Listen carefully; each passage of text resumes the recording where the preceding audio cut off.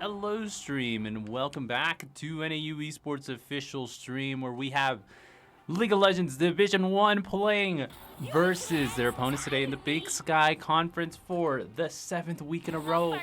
These gamers are headed into it in the first round of bans, and I am the Gooseman TV, your play-by-play caster. Joined with me today is Jerry, and this is the Harry Jerry Power Hour.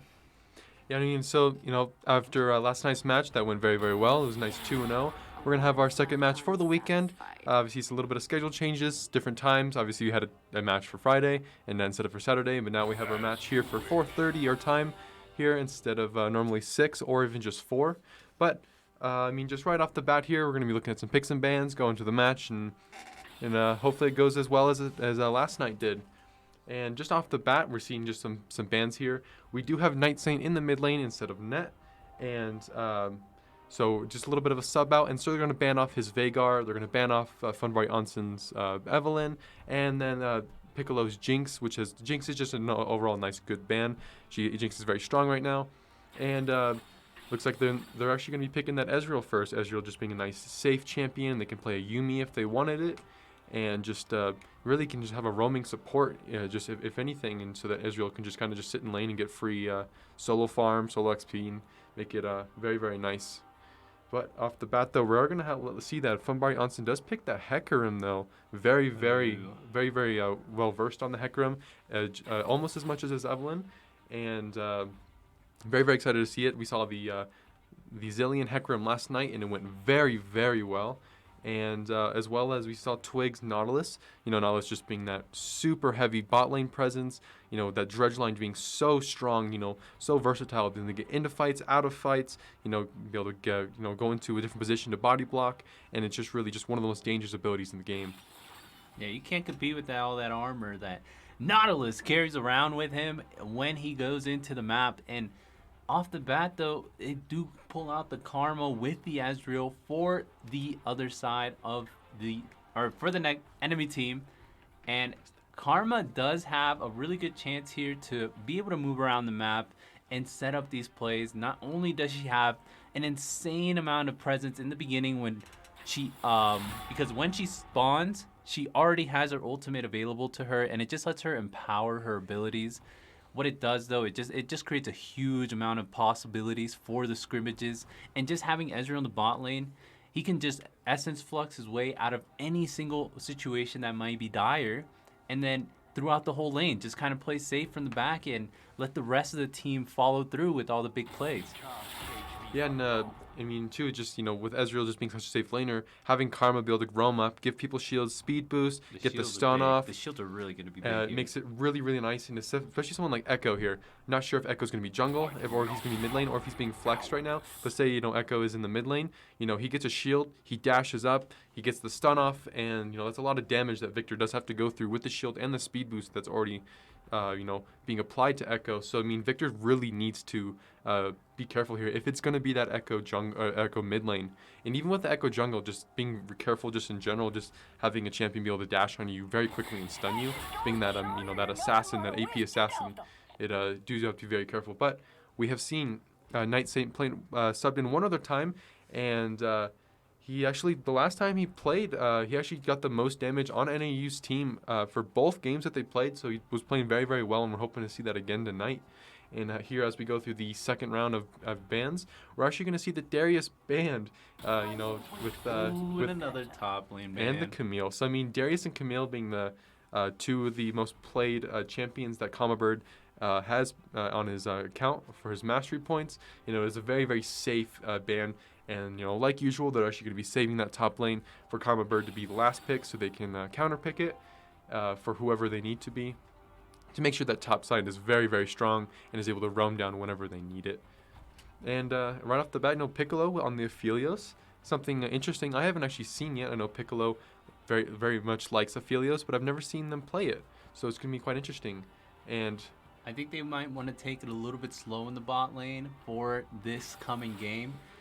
But that Gangplank. So I'd like to mention here that NAU's team was actually going to pick Gangplank for this match, because they just wanted to play it.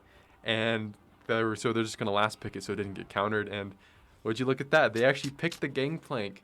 You don't see too many Gangplank players, and looks like we're actually going to be having the mid lane being picking last year. So it's going to be that Echo jungle with Yeah. more. Let's see here. Looks like a Rise mid lane. Okay, there's the Rise. There's Rise. been a little bit of a meta thing going around in the game as of the new patch, and Rise can go tanky in the mid lane and just kind of really outlane his opponent just through sheer abilities and presence. But what do you know? The Akshan top. We are at a small disadvantage here in this team composition with a lot of squishy characters in the solo lanes, but they do offer this great amount of outplay, and Common Bird knows how to outplay and call at the same time. Yeah, I mean, so you have a ranged top laner versus another ranged top laner here. You have the barrels coming out from Gangplank. However, Akshan, with being able to have so much mobility, can go around the barrels, around the terrain, can get in and out of fights so easily. And Kama Bird is actually very well versed on the Akshan as well. I've seen a lot of ranked games, a lot of just games just played on this champion, and so he looks like he is comfortable enough to be playing it into a match like this, and to really just try to show off his skills with those grapple hooks. And I just gotta hope we don't see any grapple hooks straight into the wall and just the face smack. But another thing I'd like to mention here is that Gordo Ultimate on the rise. Rise being one of the three champions in the mid lane that have one of the lowest win rates. I think Rise somewhere around the 45% win rate overall in the whole league community. So Rise being a champion that's very, very difficult to play, very all skill shot based, very hard to pull combos. And so it's one of those champions. If you go against someone who is good at the champion, they are very, very hard to kill, and they do a lot of damage. So I'm excited here to see how well Gordo Ultimate does on the rise against Night Saint here on the Victor. Yeah, I mean, Victor is one of those safe plays. You're picking it mid, and you are essentially dragging the game out until you hit your power spike with your first mythic, and then Victor can kind of just roam everywhere and make his big abilities come out through the entire rest of the game. Well, and I do really like seeing Night Saint go with such a safe pick here.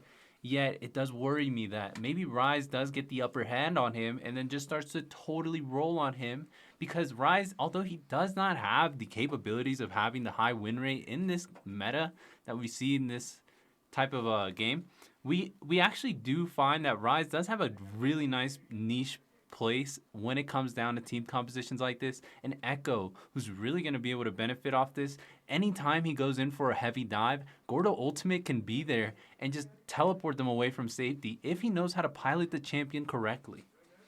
Well, another thing too I like to mention is that Rise having really the only mobility he has is his ultimate, and it does have to charge up before he can teleport. Is you have someone like Hecarim and Akshan who are going to be able to roam very, very quickly. It's going to be quite difficult if Rise is pushed up. Here comes Hecarim coming down the lane at Mach speed with that ghost popped, or with the phase rush active, or even Akshan just grapple hooking right around the wall and straight on top of you, and you is auto attack canceling you, getting the double auto attacks off. So just be very, very careful, because there's they can have a roaming support here, so that is very, very possible with the Ezreal solo lane. However, when there is a Nautilus in the game, Ezreal still needs to be very careful, because if that Drudge line hits and he isn't able to arcane shift away, then Ezreal's more than likely dead when you do have the Aphelios damage coming out. Yeah, and Aphelios does have a ton of weapons available to him. The Gravitum will be able to set up any type of disengage for the side of NAU, and they really do need that, especially when they're going up against such a heavy dive comp. Now we see that Akshan is going to be able to counter those barrels. I did look at the chat here, and that is the key here. When you have Gangplank barrels out and about, you have to be able to eliminate them as soon as they come up, because that's Gangplank setting up his plays on you. And in the top lane, plays are everything, especially coming in for Ye, who is going to be playing the Gangplank, and it's so squishy and volatile, but it could pay huge dividends for them when it comes to these heavy dive team fights. Yeah, no, here as we load into the game, we're looking at those runes, those summoner spells, as well as those items, see if we see anything out of the ordinary, anything interesting coming out from either team, and we are chilling out a black screen. It's just a black screen. I do like the chat here. We are seeing a little bit of hype for the Aphelios, but I'm not gonna lie to you. Aphelios, just gonna have to play really safe here.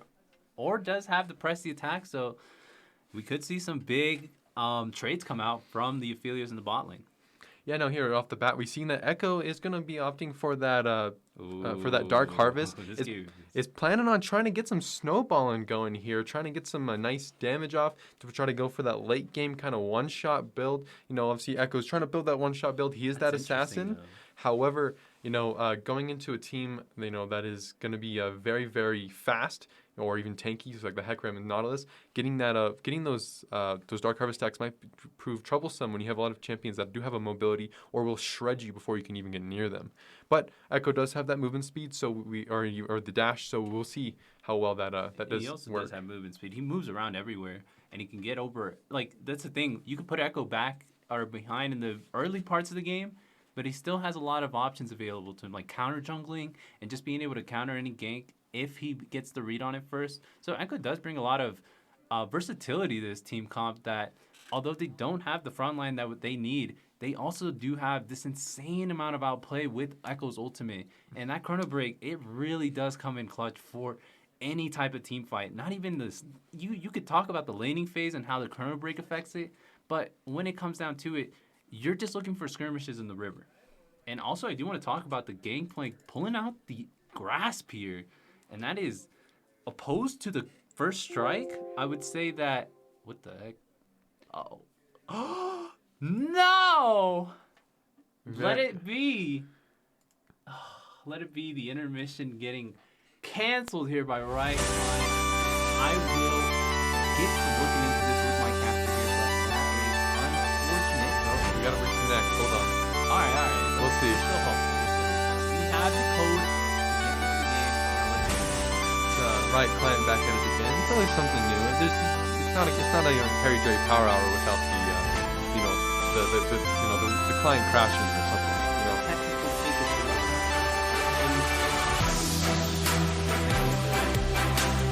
Flip my hat. There we go. There we go. As we figure something out. This is the new Summoner's Rift map. It's called Nighttime. It's the nighttime map. God, I've been waiting for this update all my life. Just where I can't see anybody int or feed. It's a beautiful moment.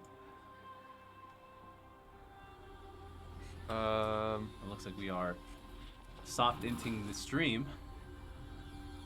Yeah, I don't actually know. That is interesting. Yep. Actually, check this out, Gangplank. Opting for the corrupting potion. That gives us something to talk about, Jerry. Yeah, so we got 2 items. We got 3 items spot here. 4 if you count the stealth ward. All right. So I mean, corrupting potions. If you Gangplank trying to throw out the barrels, using a lot of mana. Pretty typical in the top lane there. He just wants to be able to use that parlay to be able to. I do want to see how much he sustains with the corrupting potion and the oranges, because Akshan might have some trouble coming into the top lane against that. Yeah, no, but with all that sustain is nice, but when it's really mostly just for the mana. When you're using that parlay to try to level up your passive, you're trying to use that Q and the barrels to kill minions as much as possible, so you're gonna be using a lot of mana. But off the bat here, it looks like a 5-man invade here, looking for a little bit of a nice early start. Hecarim and Nautilus though moving around the very top lane, gonna be able to try to snake down a little bit. Yeah, it's just a little bit of vision in the top lane, or I should say a lot of vision coming out from NAU. WSU now getting close to the dredge line. Doesn't land though. And that is a sad B from the ADC. But that is absolutely the blue buff for the side of NAU. Being a little bit volatile here, as they could easily get a little bit of control, maybe just a ward. They don't go for it, but Echo was signaling a little bit of an invade over in the red side, but looks like that plan has been canceled. Yeah, just a little bit of cheese. If they can try to catch something out, you get that dredge line out. It's always nice to see if you can get something in the early game. Gangplank very, very close. Did not have to actually burn flash though either. So and we're off. As we go in here and see what's going on. It looks like Kama Bird actually sitting in the bush trying to get some early damage off with his range. Well, he's got a good trade here, and he's gonna take it. But Yay is God, looking to take a little step back, as that is a little bit of a level 1 disadvantage. Nothing crazy though.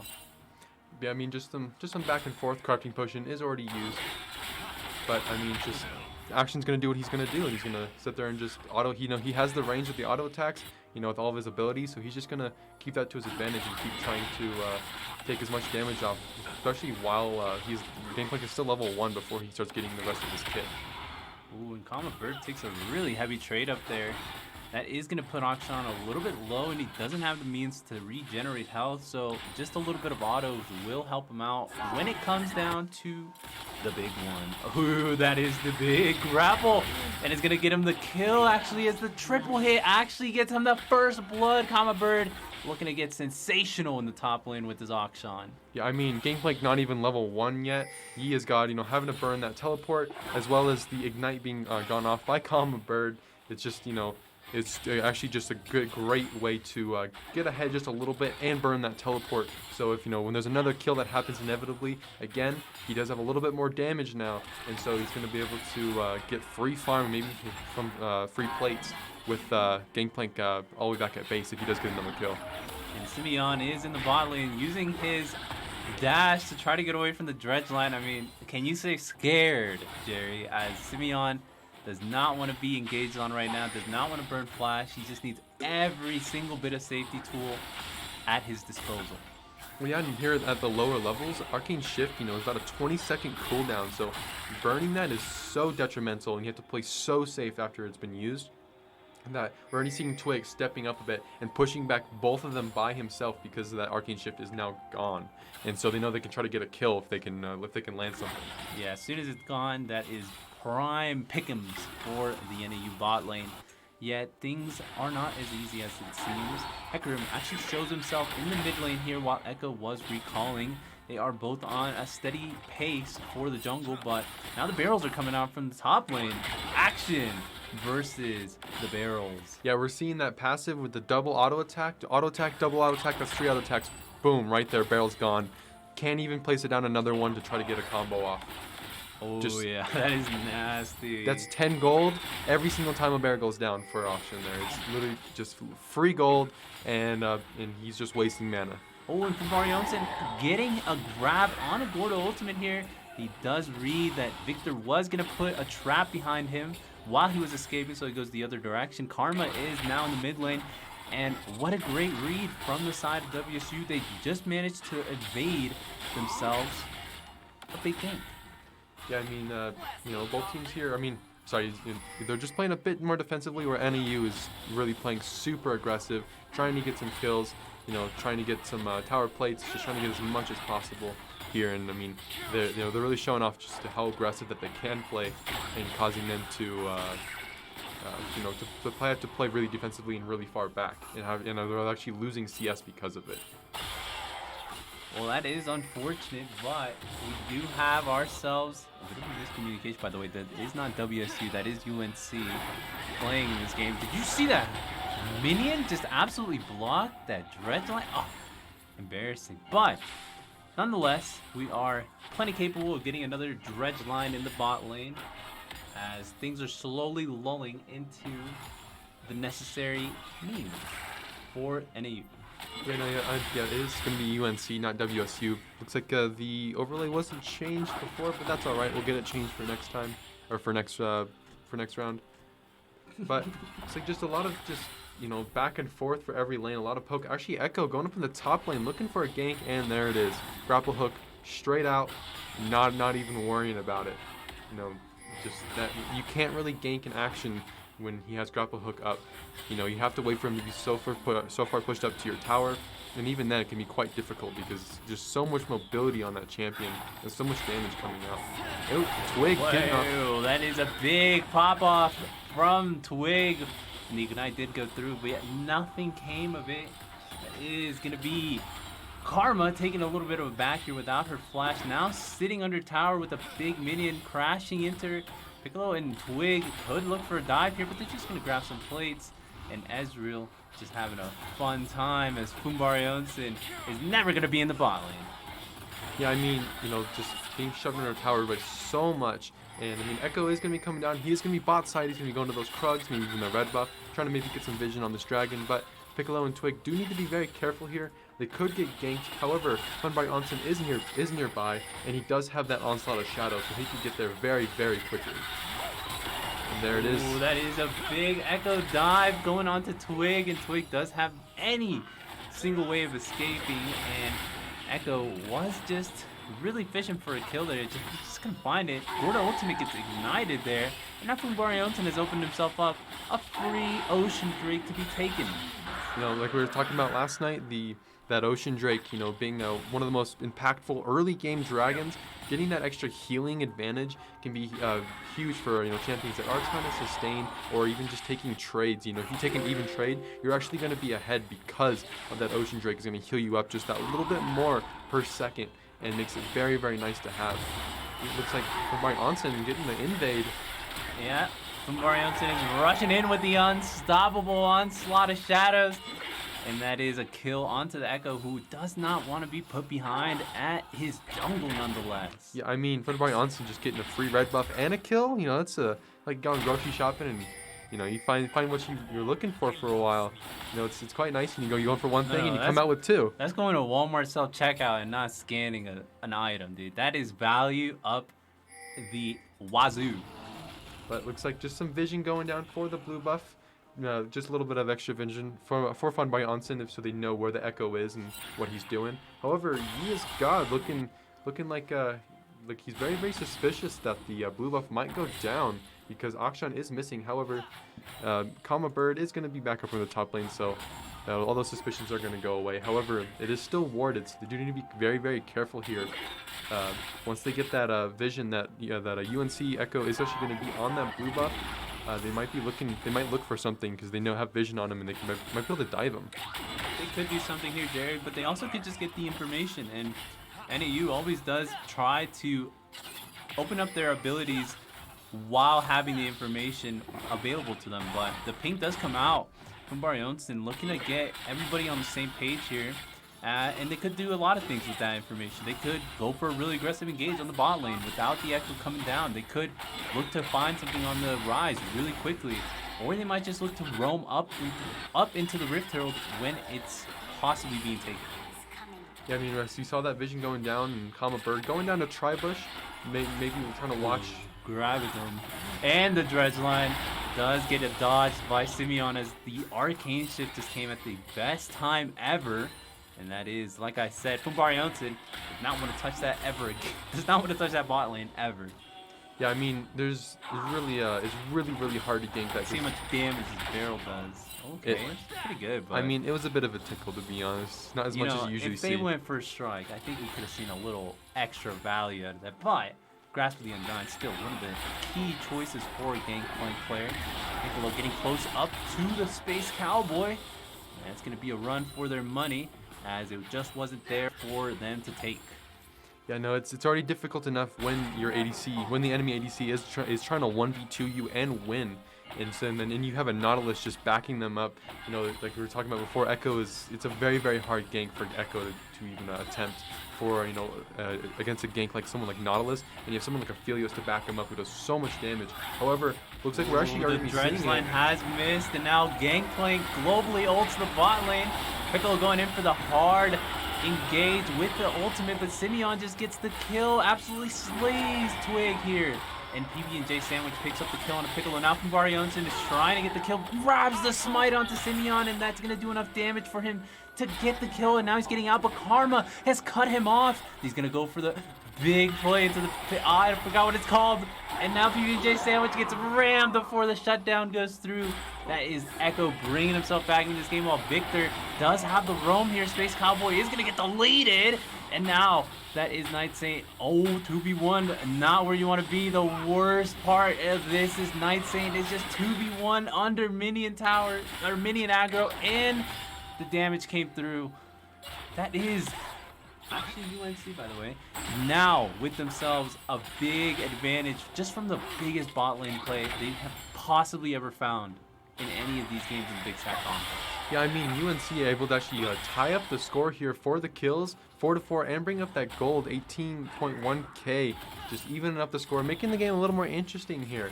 You know, that was a great play. They were actually able to come out on top.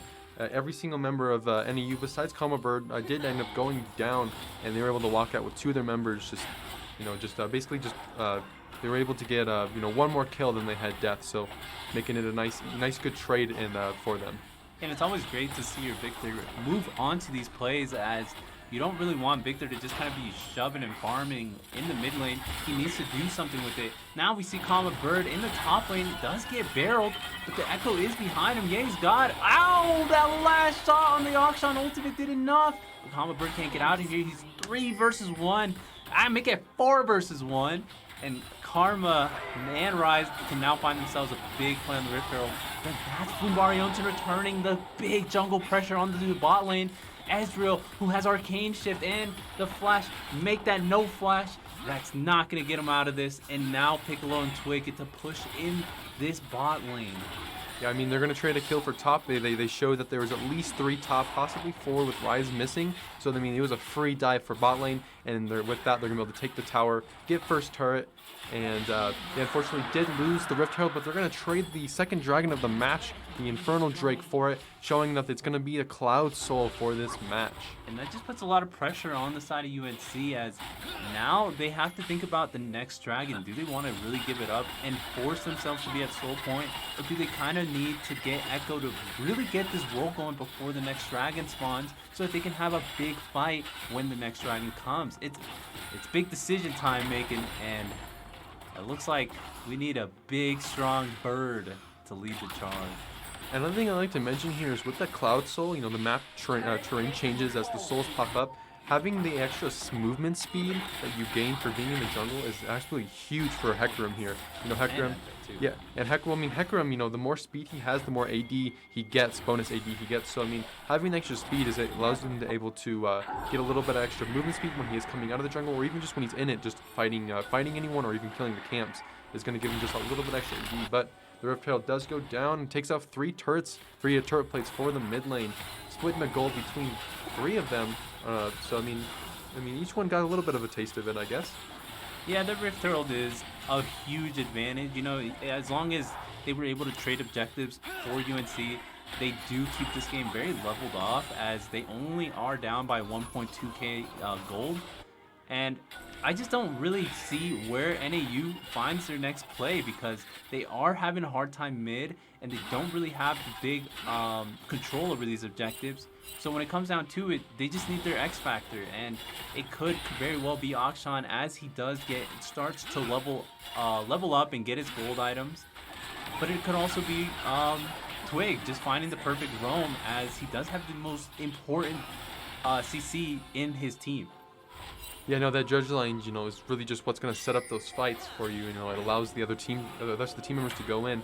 But you can't forget about the onslaught of shadows. Going in with the charge up and then kidnapping someone out of the fight. Free judge line. It's a very, very good combo. We have seen it quite a bit. However, there it is. Sandwich going in, has a find onto Philios. Twig does return it onto the jungler.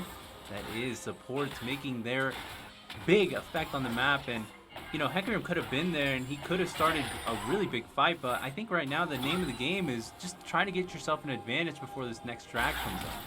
Yeah, I mean, that flash did actually a lot, and now Nautilus is up on the Karma over their flash.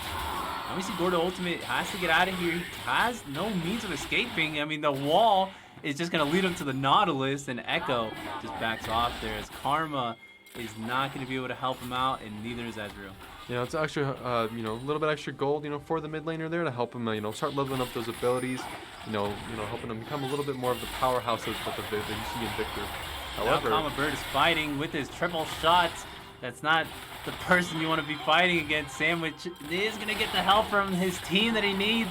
That's going to be the final kill, going over to Sandwich, and in the enemy jungle nonetheless. Kama Bird got a little bit greedy there.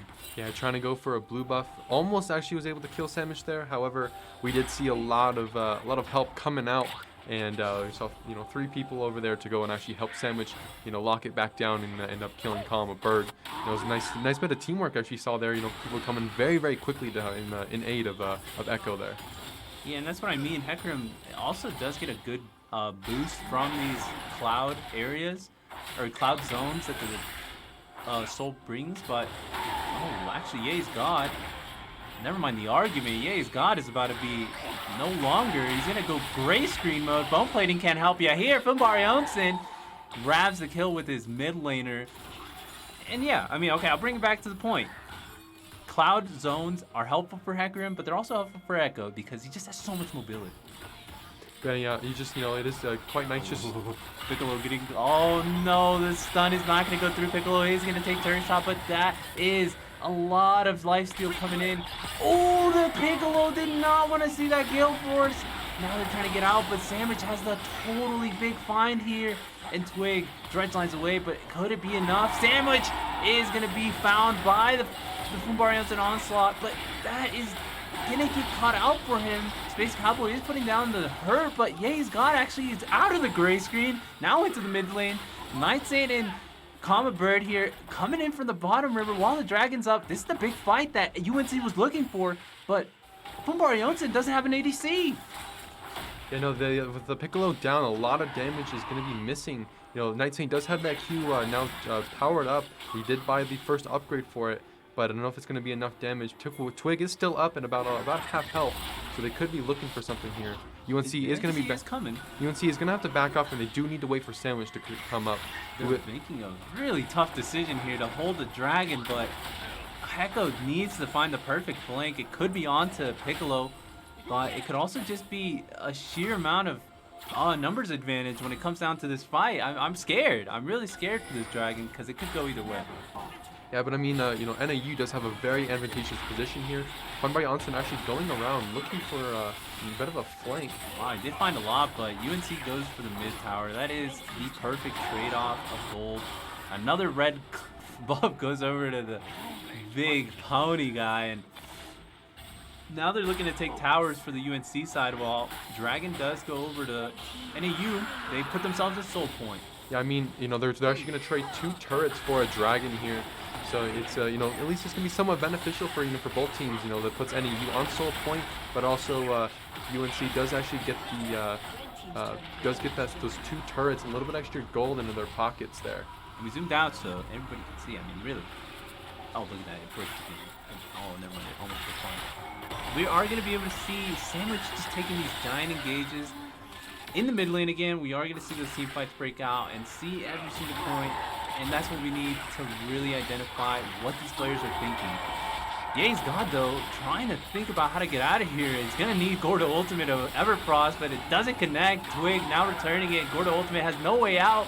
That is Fumbarionson with a killing spree in the jungle nonetheless. And if you really want to point out who should be scared right now, I think UNC, even though they've got themselves a big map presence, they are still losing on these big kills.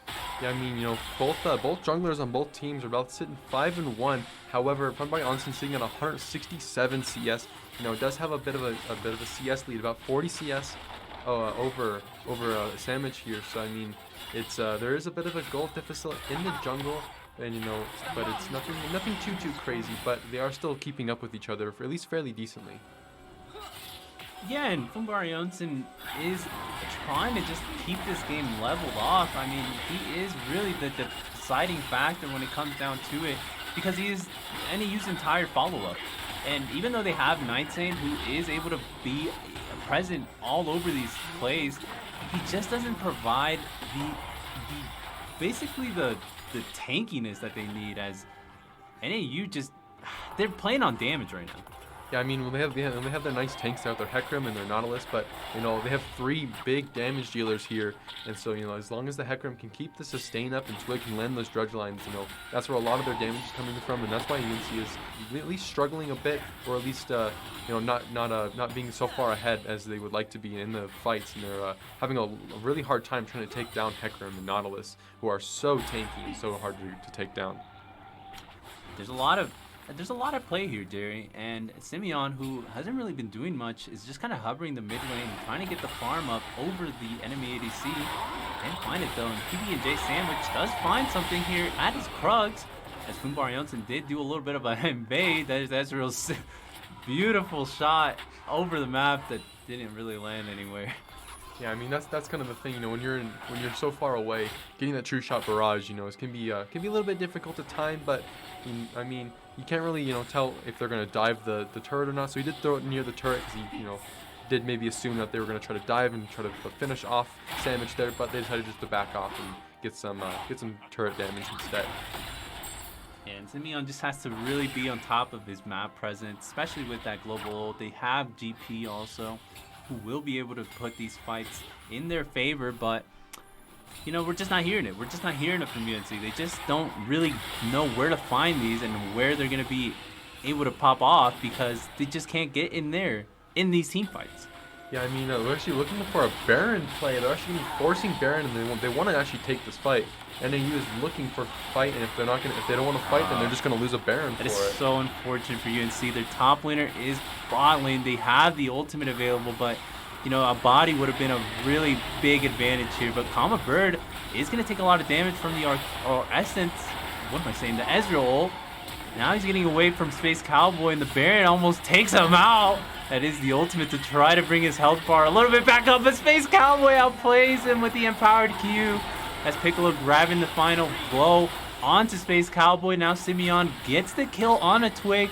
Night follows Ezreal, who shouldn't be able to be followed, but he is. He should have played by the wall, and now Funbarionson grabbing this Echo and twisting his neck apart as these guys are getting deadly in these team fights. And NAU now up a big team fight at the Baron. I mean, yeah, they got what they wanted there. They either wanted Baron or they wanted a team fight, and they were actually able to win the team fight, and now they can actually start setting up for this dragon. The dragon unfortunately does not have a great timer for NAU's benefit here, because and UNC will be up before that dragon is up, and so they do have time to get over. But NAU is going to reset, use some of that gold that they gained, finish off some items, get some partial items here, and they're going to be going down and trying to see if they can try to extend their lead even more. And that's what we like to see, a snowball developing in for the Mountain team. I mean, they're definitely getting ready for this team fight, but I think a lot of good placed ultimates for the side of UNC can really turn this fight apart. I mean, we saw Akshan just almost get deleted there, and if they really coordinated this, they could easily take him out before he does anything opportune. Yeah, it looks like the Dragon's actually going to reset a little bit now there. Sandwich is going in. He has a smite, but Red Team has the superior jungler, and that's the smite battle won over to NAU. I am totally not biased when I say that was a close smite battle, and you want to take those if you are on soul point. Yeah, I mean, we saw actually Echo smited around an 1100 health or so, and Funbari Onsen was able to get the smite directly after, so no auto attacks were able to come off from Sandwich there to try to secure it. It was very, very close. Sandwich was going to die, so the smite did allow the prolonged health a little bit, but I mean, it was just, maybe a jump in from maybe half a second earlier might have maybe secured it, but True Shot Barrage looking for a Baron, but is unfortunately not there yet, but they have no vision, so it was always worth a try just to throw it out.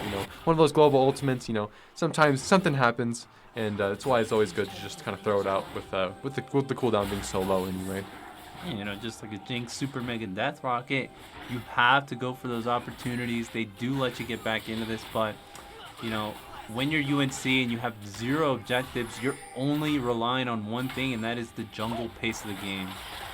Yeah, I mean, with Echo starting to fall off just a little bit, he does have the Zonia's complete. He's gonna be building that Lich Bane next. He's gonna, he's really just trying to catch up here. Funbari Onsen started to extend his lead a bit, showing off that CS really does matter. They have even had Night Saint 3, 1, and 4. Probably has 2 abilities upgraded by now. Is looking to try to do some damage out. Can be split pushing that top lane. Ooh, the side lanes coming out from Kama Bird. Has to fight off with the Echo here. He could get out though, as PB&J Sandwich did pop that Zani. A little too early. Yeah, just don't mess with the bird, Jerry. Yeah, I mean, we thought that, Kama Bird, stepping into a little bit of a trap there, but does so much damage and actually forced the Zonias. So if a team fight happens anytime soon, Echo is going to be in a little bit of a trouble with no Zonias active. Yeah, and he's just trying to protect his jungle as much as he can, but I mean, just being able to see that from a side laner, I don't know. I'd be scared. Gordo Ultimate, though, does try to Everfrost Night Saint under tower. Night Saint does have the ultimate speed, and now Kama Bird is grappling his way into safety. Sandwich now bringing it back into this, but Twig, who does have the locket, trying to save this play out. Ye's God now chasing on Common Bird. He gets parlayed, and now Ye's God does have a kill on his top laner, but he's gonna be up against a Fumbarion's and four-legged creature. The Onslaught of Shadows combo did come through. Piccolo tries to finish it up with the follow-up, but just a little auto did enough, and I think if you're UNC, you're depressed. Yeah, I mean, with the, obviously you did get one Baron buff down, taking out Kama Bird. There's no Baron buff on him. However, with, we have multiple lanes being pushed in right now. You have mid lane and bot lane. We're trying to take an inhibitor here, trying to get some damage off, especially when you have no Echo up and no Gangplank. You really are massive. Fumbarion's is here with the hero play on the tower.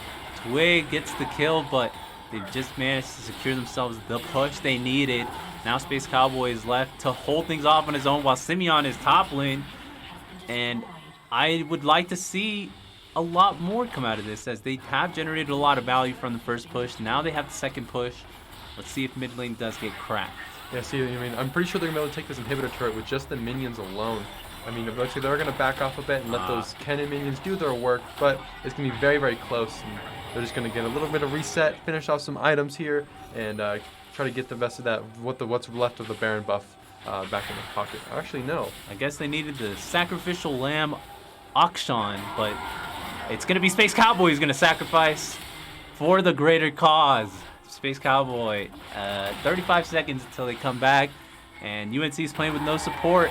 That is Ye's God getting caught out by the unstoppable Onslaught of Shadows. I don't think even a orange could have saved you there, and now Ye's God making sure that he's not God anymore.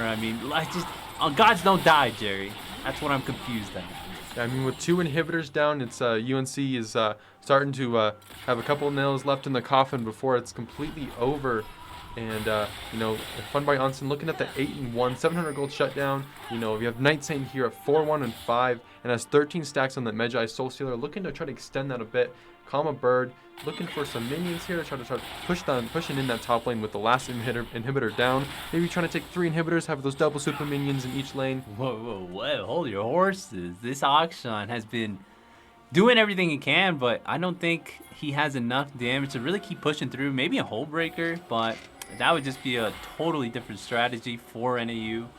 But I do see that they have a lot of great side lane. They've been pushing all the way through with all their minions, and NAU just kind of really dominating in terms of how they make these plays and where their factors are, especially when it comes down to like where they need to group up. Yeah, with the Soul actually active and the Elder Dragon up in about 35 seconds, they're really just trying to surround this Dragon Pit right now. They're going to try to extend it. Ooh, the onslaught goes over the wall, Jerry. Did you know? Piccolo almost getting caught by that. It's going to be Night Saint, but yeah, you just don't have enough health regen when that Chrono Break props. The grapple just hit the wall. I don't want to make a point of that, but I have to as the caster. But that's going to be Common Bird, though. Dropping the ultimate to get the kill over the wall. This guy's insane. And Rise, 50 seconds to think about that grapple hook. Yeah, I'm God. Ye's God. Just gets caught right underneath this turret. That is the final blow that NAU needed. A little bit of thumbs up from Night Saint, as this game went perfectly well for NAU, although some things did show off to be in a bit of a landslide in the beginning. Yeah, UNC actually putting up a really good fight in the beginning, tying up the scores, getting some good team fights, but NAU showing off the little tiny fights, little advantages they were able to get and keep the snowball rolling, and ended the game with 11,000 gold. It's in a 30-minute game, and they did very, very well, and we will be back for game number 2 for this Big Side current tournament, and we will be right back.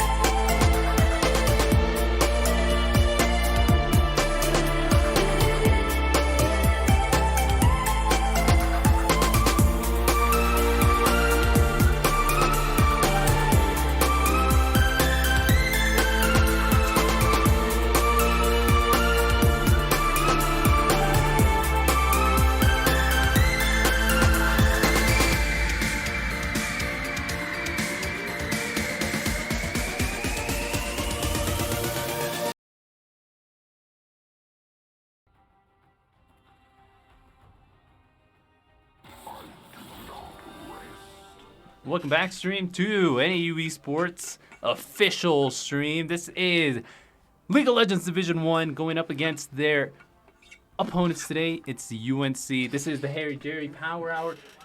Don't look at the overlays and just listen to us as we are your guides for this epic showdown. Yeah, here's going into game 2. NAU bringing home the game 1, ended it with about 11,000 gold lead, 30-minute game. They were able to, just take little wins just over and over because, UNC was actually playing very, very well. They did have a nice early game where they were actually keeping even with NAU, but NAU taking a little bit of leads and keep snowballing them up and getting to a nice, good lead and able to take Baron, get some nice team fights in, and looking like we're going to have a little bit of a team comp for this game here as we see that Cho'Gath is actually going to be played. We did learn about before the match starts that they're actually having a Cho'Gath Senna. That is something that they really like to do. I'm not sure if it's Cho'Gath Senna in the bot lane or if it's just a Cho'Gath top. However, Cho'Gath being so tanky that when you have a Senna being able to continuously heal him from range is very, very strong and allows Cho'Gath to keep continually walking at the team and being that powerhouse.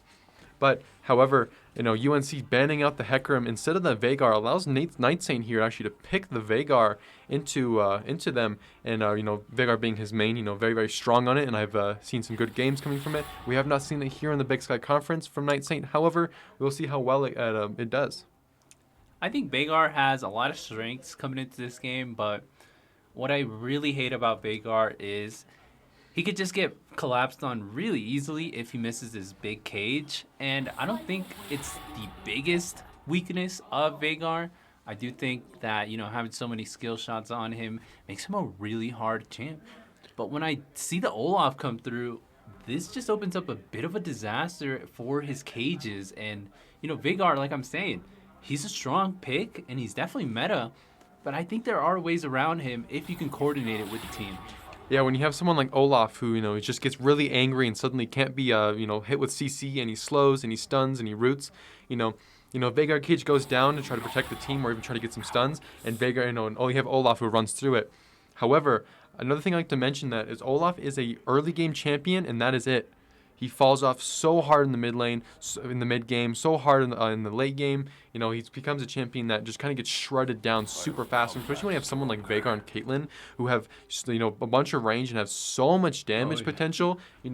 Just because when you have someone like Olaf who falls off so hard, he is not meta right now and whatsoever. He has to try to get his other lanes ahead so that he can be kind of carried for the rest of the game. But when like I said, when you have someone Olaf's running at the team and he has with very little sustain, when he has pretty much just has Gore Drinker and maybe some Conqueror, Caitlyn and Veigar is going to shred him down.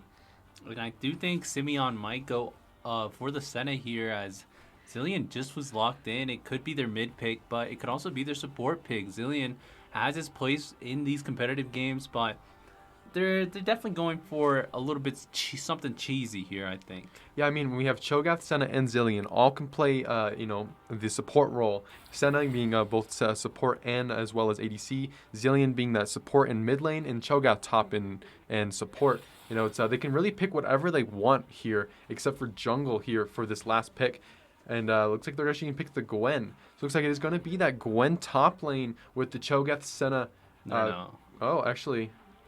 But regardless, though, it's going to be picked into set here, with Kama Bird being so well versed on the set. We saw how well it went last night. And that is grave for NAU. The Malphite R could be disastrous. But I think that's actually quite contrary. It is so contrary. Set, two of the most heavily, health champions in the game, Cho'Gath and Malphite. Now picture this, Set grabs the biggest health champions in the game, and it does so much splash damage that your squishies, Olaf, Zilean, and Senna, don't even have a chance. They're just dead. From that showstopper, slamming them to the ground, all that splash damage. That's why, Set in the top lane, having a Cho'Gath into you is so good because you lose lane, but you don't care about the laning phase. You care about the team fighting phase when Cho'Gath, is right up front line, taking all the damage, and then suddenly you just take him into the middle of the whole team and just destroys them. So Set here is such a great pick into this Cho'Gath, as well as the Malphite even being picked after Set. Just, having two huge champions to grab and throw into the team is so good. for NAU here. You know, I think NAU did definitely go with something a little bit nasty here, especially with the set and just being able to pull out the card. This is going to be a dynamic top and jungle duo, but I do think UNC is not to be faltered here, and definitely not underestimated, as if they do try to play around anybody else that isn't Karthus or Set, they could possibly show up with a big disadvantage for NAU, as you know, Caitlyn can chase out the Olaf and keep her range as much as possible, while Vhagar can also do the same. But I do think they have something going here for the UNC side. They have a good amount of scrimmage going on with their team comp. They have the sustain available to them. And most importantly, they can hold abilities to really impact those fights. Meanwhile, on the side of NAU, it's just kind of a one-shot wonder for them. And if anything goes wrong, if Vhagar ults the wrong person, or Twig ends up grabbing the the front line instead of the back line, things could go a little bit awry for NAU. Yeah, but I mean, with so much team fighting potential here from both teams, it's going to be definitely a lot of really fun, interesting fights here. Fun. I like the word fun here, because Set show stopping a Cho'Gath. Oh goodness gracious! Yeah, especially it's like maybe you let Cho'Gath get a couple stacks, and then suddenly the team fights are still being lost because Set just holds the R until your Cho'Gath steps up. You can just play out of vision, flash over the wall, and then Cho'Gath. He's not going to react. He's too big. He's too fat. Yeah, I mean, but another thing I'd like to mention here is that Funbury Onsen onto the Karthus here. Funbury Onsen having really, really insane stats for this Karthus for this tournament. You know, has been playing very, very well. He literally just solo farms, just nonstop through the whole game. And as soon as his R comes up, he waits for an opportune moment, gets that burn, presses R, global ultimate. All 5 team members are now being burned. And because he's solo farming, he's scaling his ultimate up to make it do more damage, and so that he can get that Leandries, he can get that Demonic Embrace, so it just continuously burns them.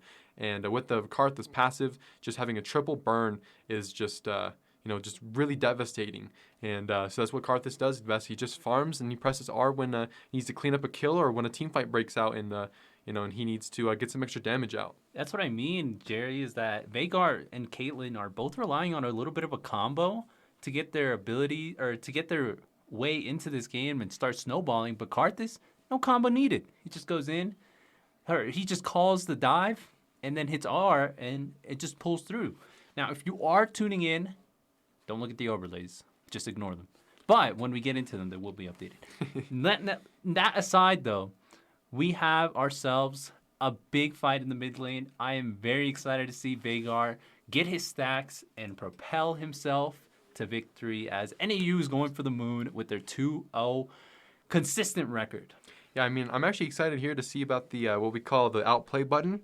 It's Vhagar's only skill shot that he needs, or only ultimate, or only it's just an R. It's like an auto attack, and it just does a ton of damage.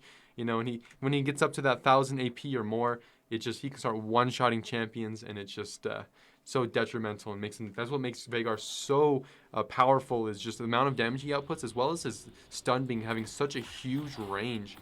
And right off the bat here, we're looking at those summoner spells, those runes, and those items. See if we see anything interesting here. And I mean, off the bat, we're actually going to see that Night Saint does actually have that electrocute. We've been seeing a lot of Vhagar's actually bring a Predator recently, has been the meta, but electrocute allowing him just a little bit of early game advantage. Just being able to do a bit more damage, a little bit of only 3 attacks and it procs. However, looks like a possible take it easy there, Olaf. That axe could do a lot of damage to Funbury, especially during his clear. And it doesn't connect. And now PB&J Sandwich does have another one, though. May he throw it. That is going to put him in the spot of doom, as Kama Bird is making his way from the top lane. The big flash evade actually caught NAU off guard. And, I mean, Olaf did use flash. And so is Malphite. That is the roam coming in from Twig. And a bit of a big advantage for NAU. They have burned 2 summoners in the top and the jungle. And what I do think is going to come out to be in the favor of NAU will be their flash advantages. What did you see?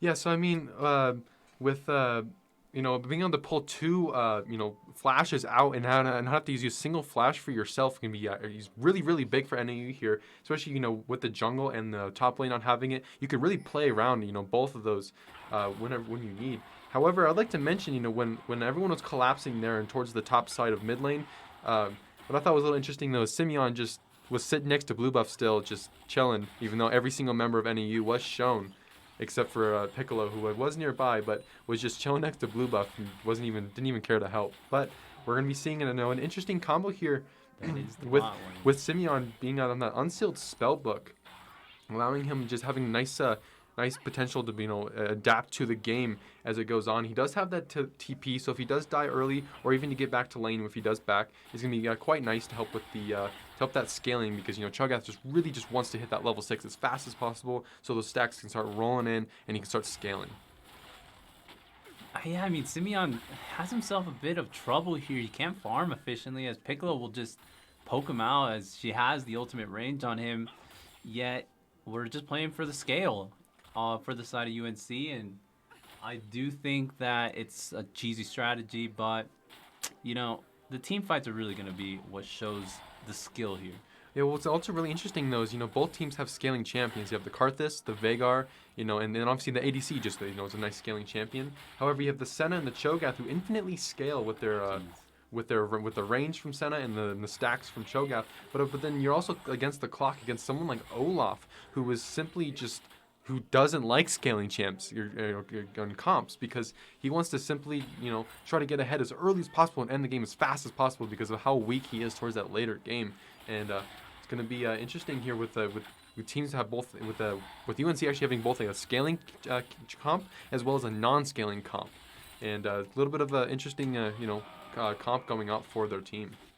Yeah, I mean, Olaf is really at a big part of this game where now he could just easily get destroyed. They are looking to go on him on the NAU side, but Olaf just backs off.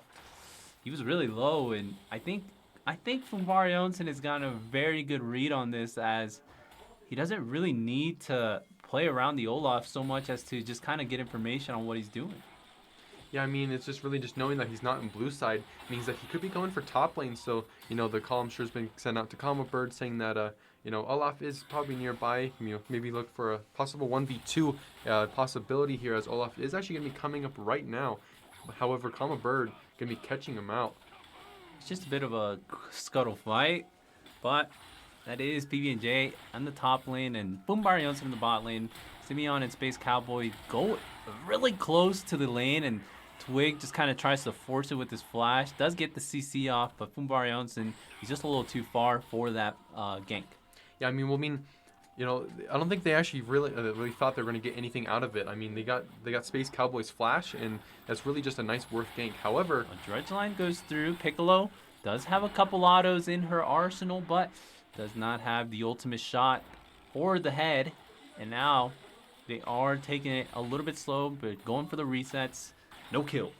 Yeah, but I mean, with both summoner spells down on Senna, Cho'Gath about to use a summoner spell for that teleport. What's this?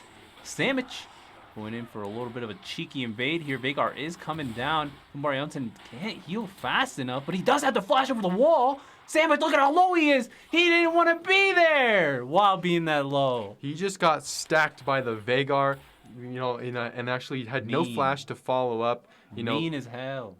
I mean, that's like one of the worst things that can happen there. Karthus killing you is one thing, but Veigar killing you and getting a stack as well as first blood, allowing him to start that scaling process a little bit faster is, very, very unfortunate. It's mean, Jerry. Mean. These players are coming out with the meanest strategies and meanest roams ever. Look at Lumberjax. He just flashed over the wall. Now he's going in for the clear. This guy is mean. And when all he wants, he just wants to full clear over and over. He wants to hit that 6 as fast as possible so he can start having a global presence. Because going into a lane is not as is not as good as you might think for someone like Karthus, because he is so slow. He does have the wall of pain to slow people down a little bit, but if he gets jumped on, it's like we saw there, Olaf. It can be really, really detrimental it's gonna be very easy to drop him unless the Karthus there does have the fancy feet. However, Karthus looking a little low on the Krugs. He does get help from the dynamic duo in the bot lane. And I mean, that's what happens when you go in for those early scrimmages. Olaf could look to get the dragon here if he gets the right read on this, but I do really think that a jungler of Fumbarion's caliber is actually playing to his strengths the fullest that he could in the early game. And when it comes down to it, you kind of have no way around him, especially if he's getting this far ahead in these early fights. Yeah, I mean, it's all he really wants. It's playing Karthus. He can't really take dragons early, whereas Olaf can. So he's just going to be playing to his strengths, like you talked about, and he's just going to be trying to farm, get that level 6 as soon as possible, and then he'll start taking drags later on when the team fights are being won, as fast as possible, and being able to help his team scale before they can start putting in difficult positions like the dragon fights. Yeah, it's a bit of a find here by Night Saint, who has been trading really well in the mid lane. Does have Karthus right next to him at his disposal, but doesn't look like they get anything here. Maybe just the Raptors, and that is a big advantage for Fumbarion's, and just being able to steal that away. That is gold in the pockets of NAU, and their gold advantage is only slowly rising. But Fumbarion's is going to be tilted now that Malphite presses Q and R. The unstoppable force comes through. Fumbarion's does have passive here, and that's going to be Night Saint finishing up the play with his Q. Now Kama Bird is running in there, but the ultimate gets dropped by Karthus and doesn't get any kills. Yeah, I mean, unfortunately, Night Saint actually, his ultimate was actually didn't actually connect there, and was actually it was actually Kama Bird. This is the one actually who picked up the kill. Unfortunately, like we talked about before, Karthus being able to be jumped on so easily, was jumped on there by Olaf, and the cage from Night Saint there wasn't actually able to connect in time, unfortunately, but they were able to pick up the kill and push the mid lane and continue to push the mid lane in. But Zilean does need to be very, very careful here because with no mana, he cannot save himself with his ultimate. What is going to happen? Especially when Kama Bird just goes for the showstopper here on Olaf. Olaf was too late on the R, and Kama Bird doesn't have the redirection on his haymaker. I think that's what it's called. Face pull comes in, and now Ye's God flashes in for the kill while Twig makes sure to really return this big aggression onto the UNC side. That Space Cowboy going down as he's trying to get away, and Simeon does have a bit of a flash here onto Piccolo, but the big lifesteal saved her. And now NAU's bot lane has managed to pick up 2 kills while Malphite in the top lane gets himself 1. Yeah, I mean, I like to mention too is that when Simeon flashed in, he was looking for a feast with his ultimate, try to get that stacked. However, the lifesteal as well as the just not being low enough anymore, Simeon did find himself in a precarious position there, and the rupture did go off. However, there were all 3 members there actually were airborne with the Twig actually popping the ultimate and getting it off. So, I mean, all 3 members of that were fighting there were just airborne, and they were just kind of like looking at each other, and Piccolo was able to heal just a little bit enough to sustain in the fight, and did have the ace in the hole in position and ready to go, just in case that Simeon was able to actually walk away. But the headshot proc was available with the net and was able to finish off the kill. And meanwhile, while that happened, I think Fumbarion's just counter-jungled this Olaf really hard. Now Kama Bird is looking to get the kill, and the Rift Herald only gets the kill, though. Ye's God does pick up the Rift Herald while Night Saint was coming up. They could have possibly canceled it out, but as it goes in the game of League of Legends Summoner's Rift. Yeah, I mean a haymaker or a little bit early might have actually been able to steal the Rift Herald, but with the early smite, that's what PB and J Sandwich actually needed to actually sustain so they could actually finish off the Rift Herald. Otherwise, Kama Bird was going to steal that thing. So I mean, even though the smite wasn't timed perfectly, he still was able to pick it up, and Ye's God was actually able to walk up and continue to grab it. Kama Bird get controlling by not bringing Smite top lane, and that is going to be returning to the top lane here for Kama Bird. He's just trading really aggressively, but I don't think a big play here is necessary, as they could just keep playing around this jungle, as Fumbarion's is currently 87 CS over Olaf's 55 CS. But I mean, the Senna and Night Saint there just kind of trading wards, nothing really happening. Oh, friendly match of Vision, as Zilean had the X Factor there. Placing down a control ward. They're so broken.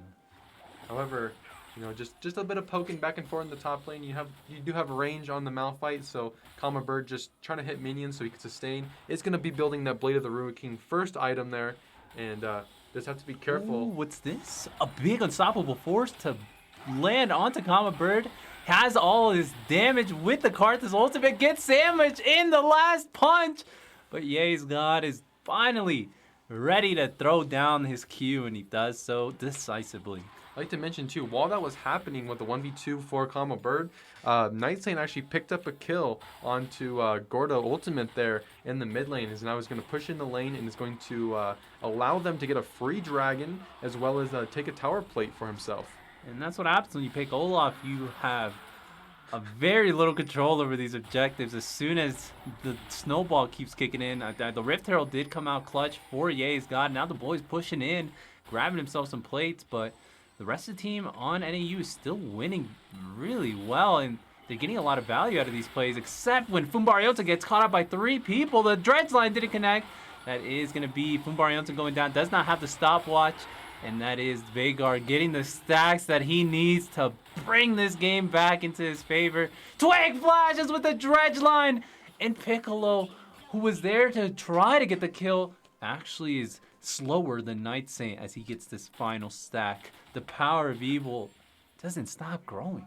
Yeah, I mean, you have Piccolo there being able to pick up a kill, Night Saint able to pick up 2 kills, as well as Karthus picking up a kill for himself, even after death with that passive being active, as well as a turret plate going down. Some turret plates going down in top lane, turret plates going down in bot lane. You know, NAU is just trying to extend their lead as much as possible here.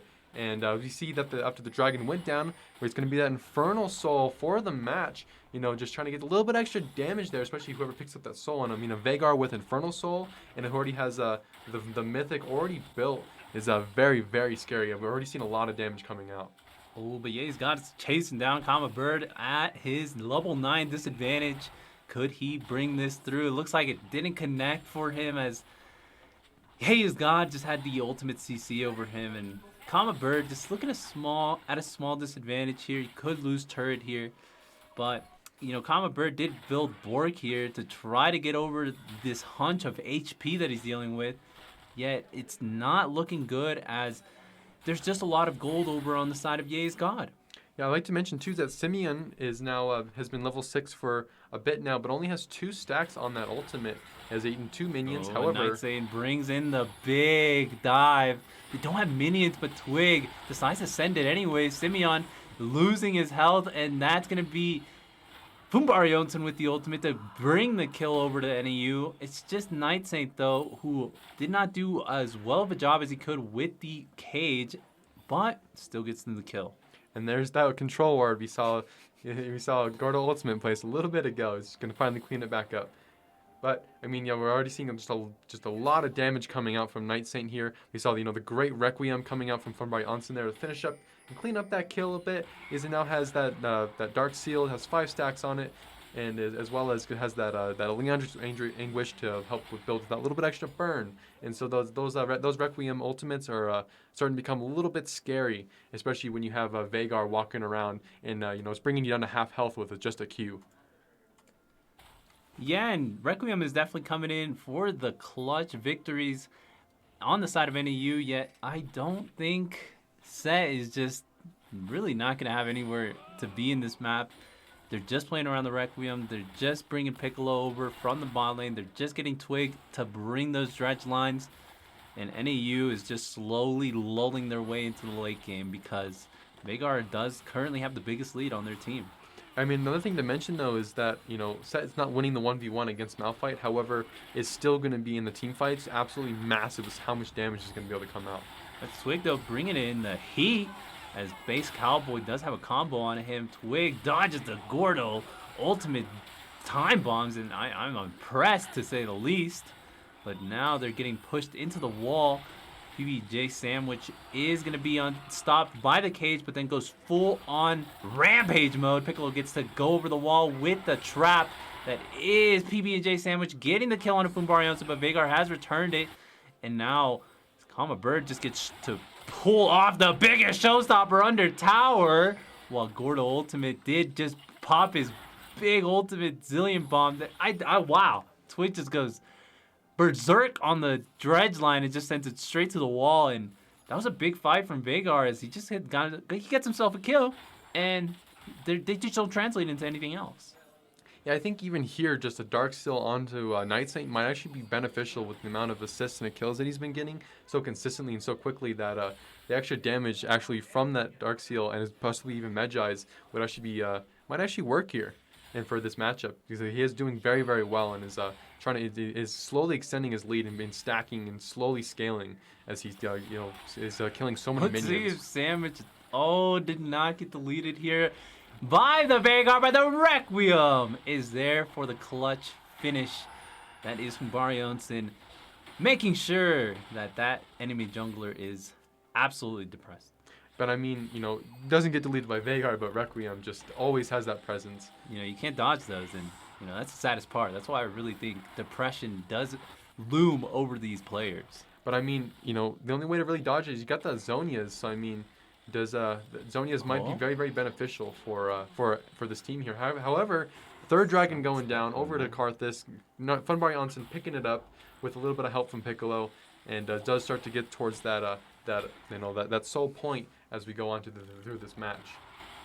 Yeah, they're making great use of time, especially when they have the bot lane to roam onto those objectives while Karthus is doing them.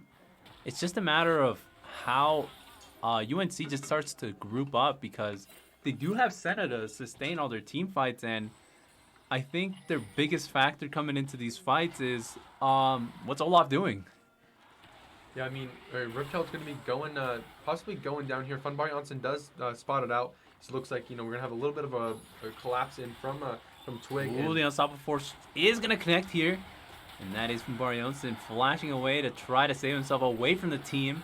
That's Twig, though, following up with Night Saint, as Night Saint is a little bit of a trouble as he did miss his ultimate, but the Rift Herald's still up. Kama Bird has a showstopper available to him. Who's he going to go for? Twig is going to go for Space Cowboy here, but he's going to flash to try to save himself while Piccolo's just pushing bottom tower. There's a lot of moving parts going around here that NAU has to take into account for. They didn't take into account for the Rift Herald reset, though. Jerry?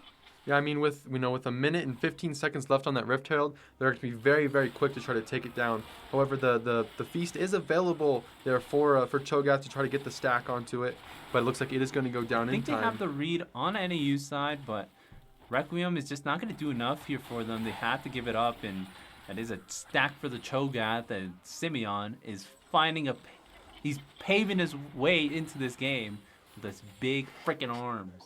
Yeah, I mean, well, while that was going down, is Piccolo actually able to take down a free tower in the bot lane is very very beneficial. I mean, NAU, I don't think we're gonna win that fight. However, they were able to at least take something out of it, such as a tower. Look how big this guy is. He's not even gonna get bigger. Yeah, he's not even that big. He's only at 5 stacks right now. I don't think he actually hover over the. I don't think he has any champion. He has 1 champion and 1 epic monster. It means he can eat 3 more minions. Oh, wait a minute! Kama Bird has found himself with a delectable feast. I'm trying to get a look at this, but Gordo Ultimate does outplay with the Zillion Bomb. Ooh, that's going to be bad for PB&J Sandwich as he just tried to ram his way into that fight, but Kama Bird comes out on top. Olaf brings out the Gore Drinker and gives his Bork a little bit of value. However, Unstoppable Force coming in. That is the shutdown going over to Yea's God, who is making sure to pave his way back into this game too. He just wants to be as big as Cho'Gath, and those items on his belt are definitely going to help him out. However, an early Baron play, as soon as Baron comes up, they're already starting it. Unstoppable Force is down. And now Twig is very low, but Night Saint actually finds Zillion there without an ultimate. That was a perfect call from the top laner on NAU's side. But the most important thing, though, was the Baron being acquired by NAU. Yeah, I mean, with no Unstoppable Force, up, you have Olaf down. It was literally a free Baron there. They really couldn't contest with Funbari Onsen up, as well as Night Saint up, and with that having the ultimate up, they were able to take that down very very quickly, especially with Night Saint being 6-0-5. More than likely building that Rabadon's Death Cap next to just extend that AP lead that he currently has. Yeah, and he could go for a little bit of damage, or he could go for the... Okay, I'm not even going to keep talking. Space Cowboy That's a big combo. You cannot dodge those, and Twig gets the kill. Lumberjax even got a little bit of goal out of that. But another thing to mention too is that Space Cowboy loses the 1v1 to Twig so hard there, and Space Cowboy actually building that Eclipse for the damage. So we're one I mean, it was just so much damage coming out.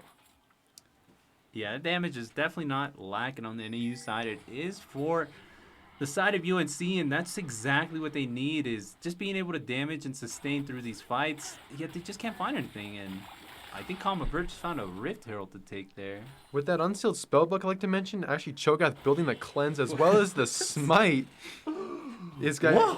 So the interesting though is that when you have Cho'Gath, he has a 1100 is usually what it sits about for his ultimate. So I mean it's even better than a smite. But when you have you have a regular smite in your inventory, the Dragon, Rift Herald, Baron, whatever is sitting at about say 1800 health. You can wait for it to go down just a little bit, smite it and eat it, and the whole thing's gone. So Cho'Gath.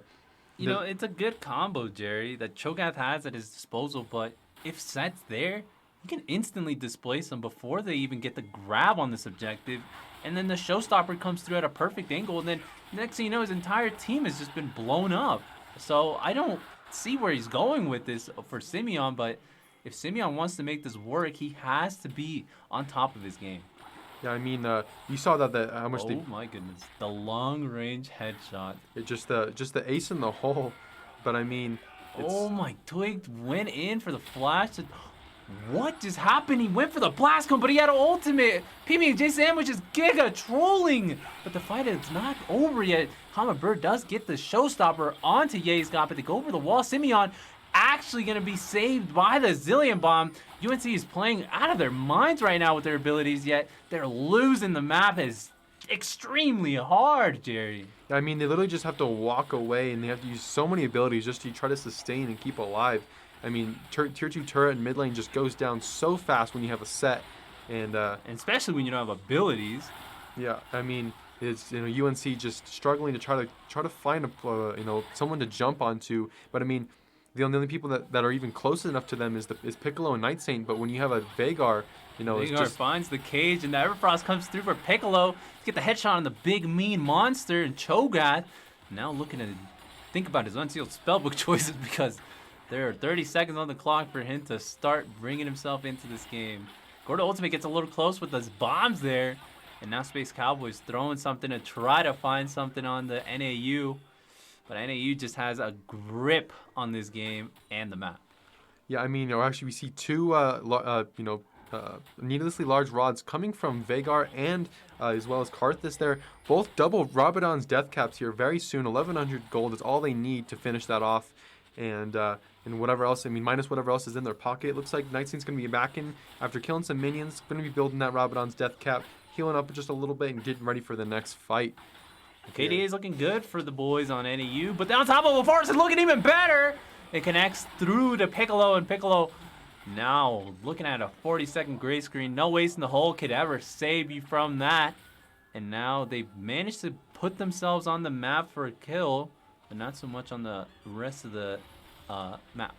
I like to mention here too is that Senna just only a couple minutes ago actually finished off that support item here at turning at around 22 minutes or so.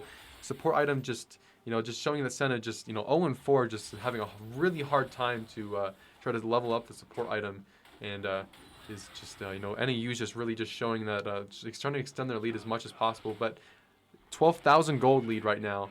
And they're up 2 dragons. The next dragon up in about 2 minutes, and that's going to be their soul. They're currently on soul point, and just having a fire, the infernal soul just gives them all that big boost of damage and extending what they already have. I mean, with both Night Saint and Fun Bright Onsen now with Rabadon's death caps, with that magic opus passive, it just so much AP is going to be coming out from them, and they're shredding these tanks, Jerry, and even with the Bork onto set and. Just Caitlyn having total access to the Lord Dominic's regard.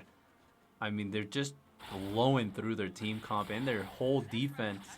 And NAU could look to end the game here with their next Baron. I mean, they just got a non-stop objectives from the beginning of the end of laning phase, and it's dire. But UNC does have their combos available to them. Yeah, I mean, but the only problem is that they have, Olaf. They're almost down a teammate. Olaf is able to, to negate some CC, but when he's in the middle of the fight by himself, he gets shredded so fast. It makes it so difficult. So that's why they have someone like Cho'Gath to try to, compensate for all the all the tankiness that there are missing with the jungler being down. However, this Baron going down extremely difficult, or extremely fast, my bad. And with Veigar 6-0 and 6, the biggest tank of them all, Jerry. The Baron Nashor destroyed by NAU. And now UNC goes in for the big push, but the Requiem is going to put them all in trouble. Kama Bird looking to get the showstopper off, but doesn't have anybody in range. And now Twig is running in without his ADC. Piccolo does get caught by the unstoppable force, but the time bombs have put a stop on their plans. Barionson looks to lead the call over to the mid lane with their Baron buff, and things got a little sweaty there, but nonetheless, NAU is picking off towers and getting what they need to get to the Nexus. Yeah, no, the biggest problem here is that UNC is really just has to use all of their abilities and resources just to even get out of a fight. They're trying to take these fights, but they soon realize there's so much damage coming at them that they really just can't do anything. Dredge lines, are coming out left and right. If they get grabbed by it, they're literally dead. Push is coming through. The Baron is getting them to inhib, but Simeon looking to go in close and personal. Doesn't find anything, and now they're looking to move over to the Dragon, which Olaf is currently on right now. And I mean, Nightsane here is setting up 300 stacks on that passive. So much. Give him the stack, guys. Give him the stack. All right, Sandwich gets away. That is Olaf, who can lead a very big chase through. I don't know if he gets away. Oh, yeah. No, he's not getting away, but he's not going down without a fight. Now he's dropping a little bit of health, and Piccolo gets the big headshot. I mean, you tried, Olaf. UNC is actually sitting in a really good position here because with Sandwich, they're able to actually go and backdoor that Dragon. It stops them from actually getting that soul point and getting that huge amount of damage there. So, I mean, it's really just Play Space Cowboy, get it, get the health you need, Space Cowboy, and it's gonna come through. I mean, I think it was a bit of a vision Requiem for Karthus there, but almost got the pick on Space Cowboy. Yeah, almost Space Cowboy does gotta get the sixth death of the match. Trying to catch up to Olaf here, literally just showing Olaf, just part of the ritual of professional play, Jerry, where things are bad, but they're not all that bad until your teammates start to match you. Yeah, I mean, when you have someone like, Olaf, just like I was saying before, just down a teammate, so unfortunate, and then just you have their, NAU here scaling so Bird hard. looking a game here as the Unstoppable does come out from Olaf. He's running back to his team. You don't want to go backwards when you're Olaf R, but he had to do it anyways. Zillion does get the time bombs off.